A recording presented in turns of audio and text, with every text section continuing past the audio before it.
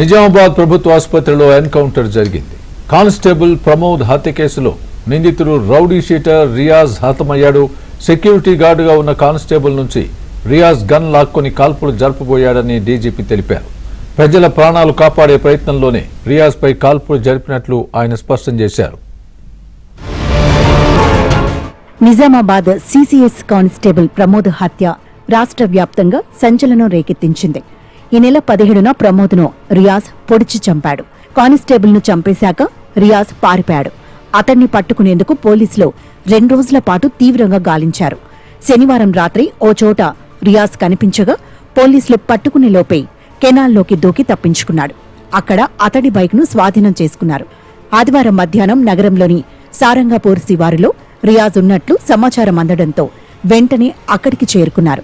ఓ పాడుపడ్డ lorry క్యాబిన్లో దాక్కుని పోలీసులు రావడం చూసి పారిపోయే ప్రయత్నం చేశాడు. ఇది గమనించిన స్థానికుడు సయ్యద్ ఆసిఫ్ అతన్ని పట్టుకోబోయాడు. ఇద్దరి మధ్య పెనుగులాట చోటు చేసుకోగా రియాజ్ తన వద్ద ఉన్న కత్తితో ఆసిఫ్ ఎడమ చేతిని తీవ్రంగా గాయపరిచాడు. ఈలోపు పోలీసులు రియాజ్ను బంధించారు.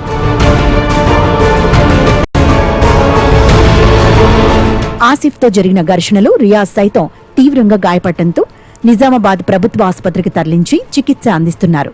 సెక్యూరిటీగా 2 కానిస్టేబుళ్లను నియమించారు. అయితే బందోబస్తులో ఉన్న ఏఆర్ కానిస్టేబుల్ దగ్గర నుంచి వెపన్ను లాక్కుని పారిపోయే ప్రయత్నం చేశాడు రియాజ్.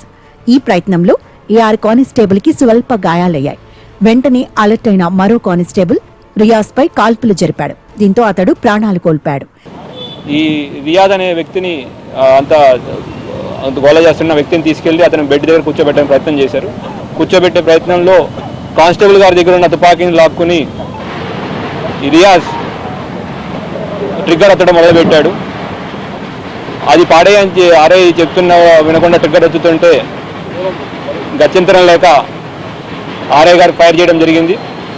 అంతా ఫైర్ చేయడం బుల్లెట్ ఇంజురీస్ తో కింద పడిపోయాడు. కేసు రిజిస్టర్ చేయడం అండ్ ఎంక్వైరీ చేయడం జరుగుతా ఉంది. పోస్ట్ మార్టం ఇంక్వెస్ట్ అవన్నీ గైడ్ లైన్స్ ప్రకారం అన్ని కరెక్ట్ గా జరుగుతున్నాయి. ఎన్కౌంటర్ పై నిజామాబాద్ ఆసుపత్రిలో పోలీసులు సీన్ రీకన్స్ట్రక్షన్ చేశారు.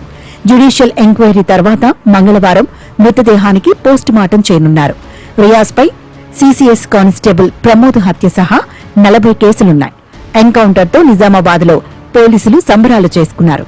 అటు కానిస్టేబుల్ ప్రమోద్ కుటుంబ సభ్యులు కన్నీరు మున్నీరవుతున్నారు. క్రిమినల్ చేతిలో చనిపోయినందుకు బాధగా ఉందన్నారు కానిస్టేబుల్ భార్య. దానికి చాలా బాధపడుతున్నాం సార్.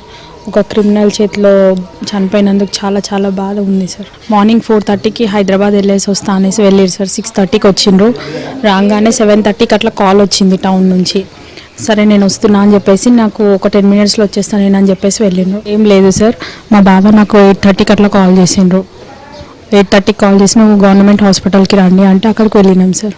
దాని తర్వాత ఇంకా లేట్ సార్, చనిపోయింది అని చెప్పాను సార్. నేనేం చేయలేనైనా నా చిత్త కొడుకు నేను పోయి నా కొడుకుని నిజమైనా నా పిల్లలకు తోడు వాళ్ళ భార్యకు తోడు ఆ దేవుడు అన్యాయం చేసిండు నాయన. నాకు నా కొడుకు నా పిల్లలకు అన్యాయం చేసి బయట ఒక మాట కొనలేకపోతున్నాయ్యా. ఎవరికి మాట్లాడాలి నా కొడుకు మాట్లాడుతుండయ్యా. చివరిసారి ఎప్పుడు కలిసిండు ప్రమోద్? నీకు ఎప్పుడు మాట్లాడిండు?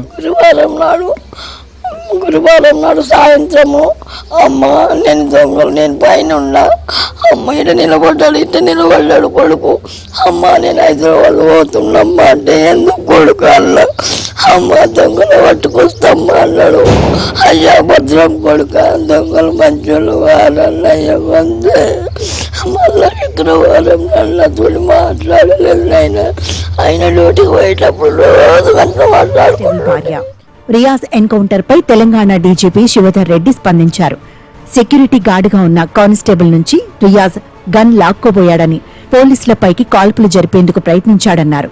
రియాజ్ కాల్పులు జరిపి ఉంటే చాలా మంది ప్రాణాలు పోయేవన్నారు.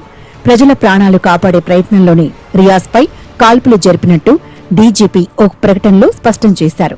అటు కానిస్టేబుల్ ప్రమోద్ కుటుంబానికి ₹1 కోటి పరిహారం ప్రకటించారు డీజీపీ.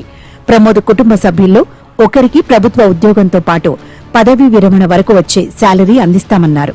కానిస్టేబుల్ కుటుంబానికి 300 గజాల ఇంటి స్థలం కూడా ఇస్తామన్నారు డీజీపీ శివధర్ రెడ్డి.